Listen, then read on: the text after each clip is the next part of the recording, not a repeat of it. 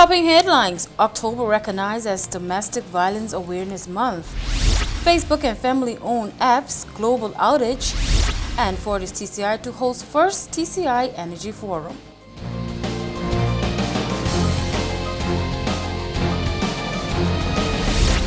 Hello Turks and Caicos, it is October 5th, 2021. Welcome to Newswatch. I'm Latoya Walken, your anchor for Tuesday's newscast. The news starts now. October is recognized as Domestic Violence Awareness Month, and during this month, the Gender Affairs Department, through the Ministry of Home Affairs, will be conducting several workshops to familiarize key departments on the revised domestic violence legislation. Details in Tuesday's leading story. Among the goals of the observances is the education of the local community on the various manifestations of domestic violence and the impact on those who have endured it. This year's theme, That's Not Love, Say No to Domestic Violence, will serve as not only an educative platform, but a rallying point to stand in solidarity with survivors and send a clear message of zero tolerance for this epidemic. The launch of this educational campaign will be accompanied by a body of activities which aim to raise awareness, build support, and enlighten the TCI community. There will be the airing of content across various platforms geared towards unmasking the various modes through which domestic violence is inflicted. The Minister of Home Affairs, the Honorable Otis Morris, will soon be making a statement on the month's activities. The Gender Affairs Department is also planning several solidarity walks across the TCI, in collaboration with civil society and community-based partners. Observances will continue with the Walk a Mile in Her Shoe exhibition, which will be hosted at various locations to allow opportunities for the sharing of stories of survival and resilience. Presentations will be given at schools by the department, aimed at raising awareness among both staff and students. School-level awareness will also be boosted by student participation in debate competitions, focused on ventilating various elements of domestic violence motions that affect them heavily as well. As part of the safety net designed to support victims and survivors, frontline workers will be engaged in workshops focused on the revised domestic violence legislation. To be conducted in collaboration with the Attorney General's chambers, these workshops will take participants through understanding how the newly revised legislation will support their functions and strengthen their capacity. Throughout the period of observances, the department's website and new media platforms will be consistently updated with new materials. There will also be educational broadcasts on Radio Turks and Caicos.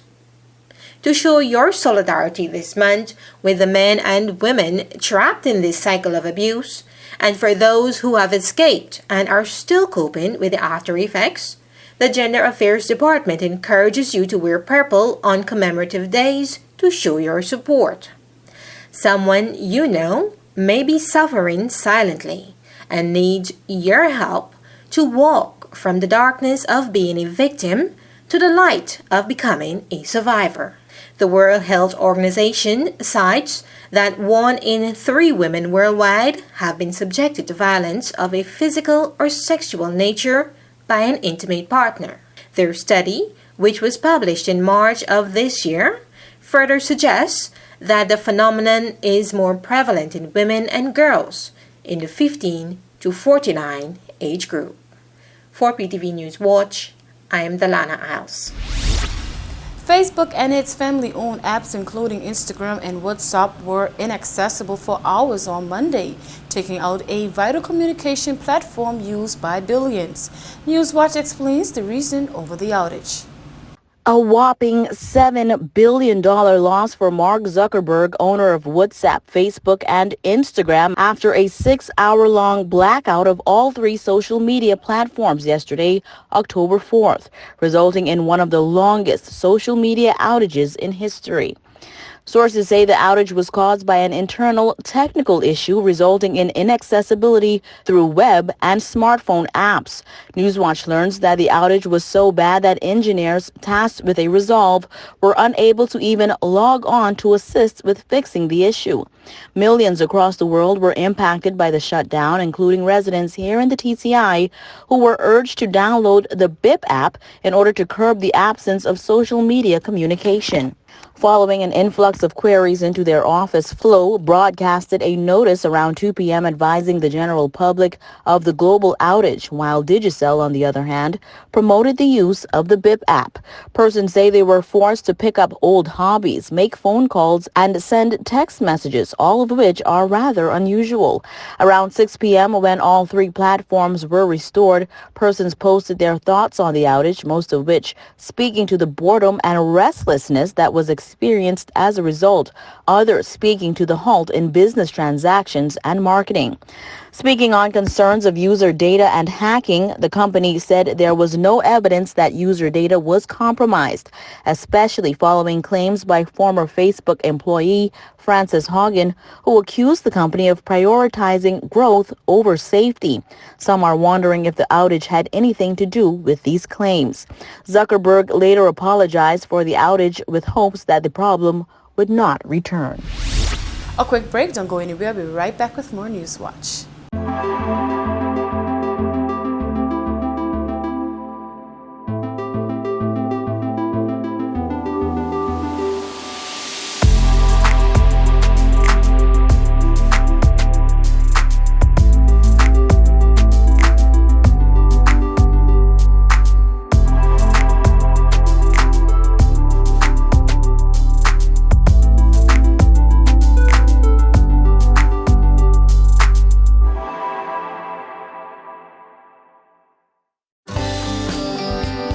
This is a reminder that all PTV service accounts are due on the first day of each month. Accounts should be brought up to date by the 28th of the month to avoid disruption in service. Payments may be made on our office at Stubbs Diamond Plaza, Providenciales, Mides Plaza, North Caicos, and Airport Road in South Caicos. Payments may also be made online using Scotiabank, CIBC First Caribbean Bank, and Royal Bank of Canada. Please allow 3 business days for online payments to be processed. We thank you for your cooperation.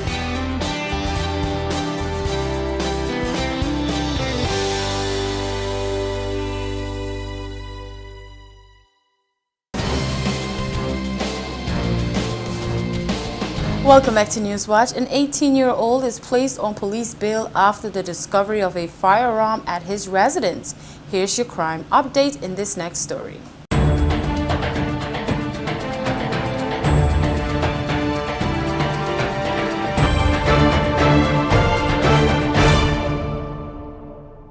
According to information from the police control room, officers attended a home on Prison Road, Grand Turk on Friday, October 1st, and recovered an illegal firearm and ammunition. As a result, 18-year-old Javon Atwood Forbes was arrested for keeping firearm and keeping ammunition. Acting Commissioner of Police Kendall Grant, commenting on the discovery, stated, quote, "It is one of the force's main goals to safely remove illegal firearms from the streets, to reduce crime and the fear of crime in the community. Every day, our officers work hard to investigate and recover illegal firearms through intelligence-based policing to identify, interdict, and interrupt armed violent offenders within the communities. I want to encourage them to continue this good work to safely and respectfully secure illegal firearms and get them off our streets." End quote. Forbes is currently on police bail. We brought you the latest on the PTV internship program. In this next story, we speak to the other half of the intern dream team that took broadcasting by storm this summer 2021. Here's a look.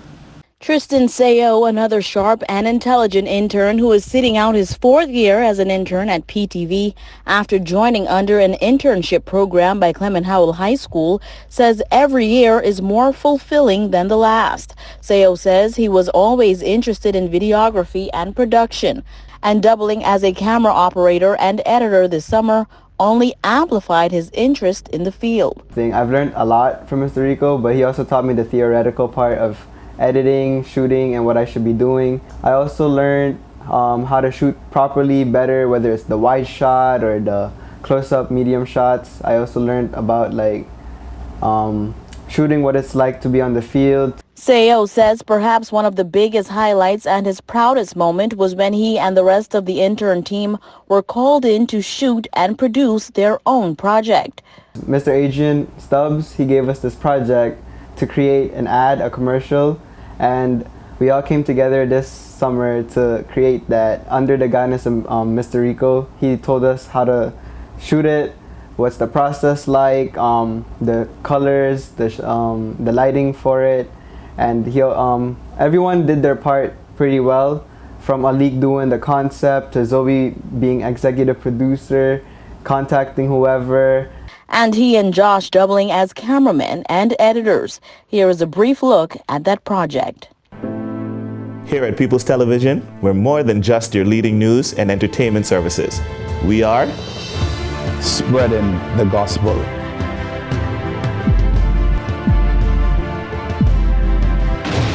We are breaking barriers. We are preserving the culture. Each one, teach one. We are committed to excellence. We're creating change. We are creating memories. We are the future! I'm not the best at editing. I didn't realize I was able to do something at all, but Mr. Adrian, he know how to turn up the pressure, so I was able to get the task done. I edit the ad in the best way I could have in the 1 minute time frame I was given for the task, and we were able to shoot it under the deadline. Joshua Daniel, a natural multitasker, took on the roles of customer service rep, driver, and cameraman this summer, filling in whenever and wherever he could. He too says media was always an interest of his. I always admired how different shows and movies were edited and put together. How people were able to capture what was happening and take these different clips and put them together into one cohesive story or film. I said to myself, how it'd be so cool if I had a job like that. And this summer, I was allowed the opportunity to do that here at the People's Television. Daniel says he appreciates the opportunity afforded to him, which is an important part of his quest in pursuing his future career goals. They allowed me to see what it's really like to work in this field. I've gained valuable work experiences and skills that would help me shape decisions in my future. The group extends a warm and heartfelt welcome to the PTV family. Thank you guys for always welcoming me since I was in my high school years up to now, and I hope I can continue to take this to another level with you guys. Thank you, PTV, for giving me the forum to explore my passion, and most of all, for believing in me. Thank you for one of the greatest summers ever. Thank you for this opportunity. I owe that to PTV, that year of experience, that valuable experience that led me through my studies and is continuing to lead me through my studies. A quick break, more News Watch when we return. This is a reminder that all PTV service accounts are due on the first day of each month. Accounts should be brought up to date by the 28th of the month to avoid disruption in service. Payments may be made on our office at Stubbs Diamond Plaza, Providenciales, Mides Plaza, North Caicos, and Airport Road in South Caicos. Payments may also be made online using Scotiabank, CIBC First Caribbean Bank, and Royal Bank of Canada. Please allow 3 business days for online payments to be processed. We thank you for your cooperation.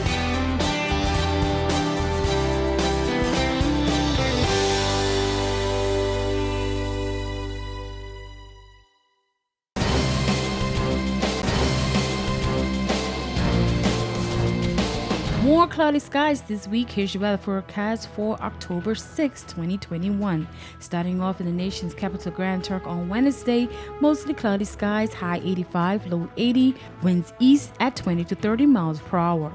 South Caicos on Wednesday, partly cloudy skies, high 85, low 80, winds east-southeast at 20 to 30 miles per hour. North and Middle Caicos on Wednesday, mostly cloudy skies, high 87, low 81, winds east at 20 to 30 miles per hour. PARROT and PARROT on Wednesday, partly cloudy skies, high 86, low 81, winds east at 20 to 30 miles per hour. And on Providenciales on Wednesday, partly cloudy skies, high 86, low 81, winds east at 20 to 30 miles per hour. Time now for your sunrise and sunset. Sunrise at 6:42 a.m., sunset at 6:36 p.m. And for your high tides and low tides, high tides 7:59 a.m., 8:22 p.m. For your low tides 1:44 a.m. to 14 p.m. Time now for your hurricane outlook. For the North Atlantic Caribbean Sea and the Gulf of Mexico, a large area of disorganized showers and thunderstorms is located east of a surface trough that extends from the central and southeastern Bahamas northward over the adjacent southwestern Atlantic waters. Upper-level winds are not expected to be favorable for significant tropical development of this system, while it moves slowly northwestward over the next several days. By this weekend, the system is forecast to interact with a front near the coast of the southeastern United States. And that's it for your weather forecast and hurricane outlook. We'll be right back with more Newswatch. Here at People's Television, we're more than just your leading news and entertainment services. We are spreading the gospel.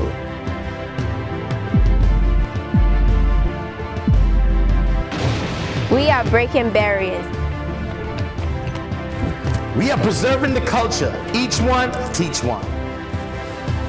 We are committed to excellence. We're creating change. We are creating memories. We are the future. I am PTV. I am PTV. I am PTV. I am PTV. We are PTV. We are continuing the legacy. We are PTV.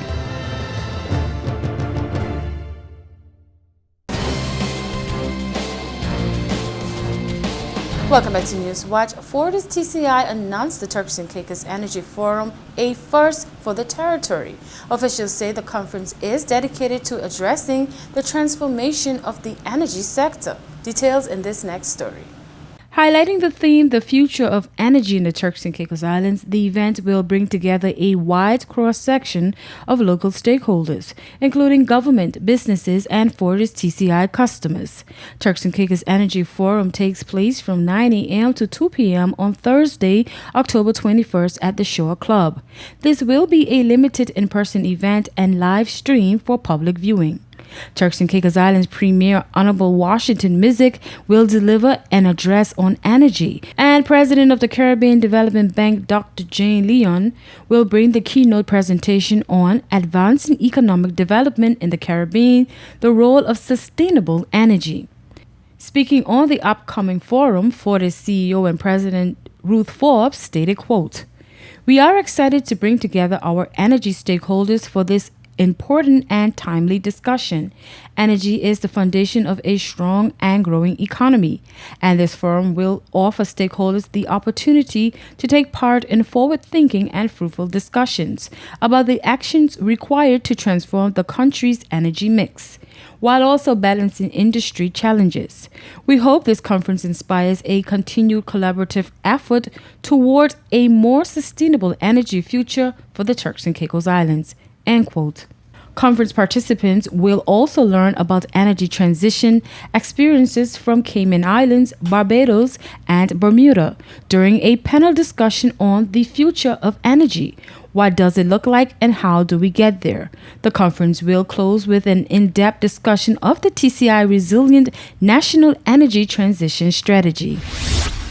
This concludes today's edition of Newswatch. Remember, you can visit our website at www.ptvatci.com or join us every weekday at 6:30 p.m.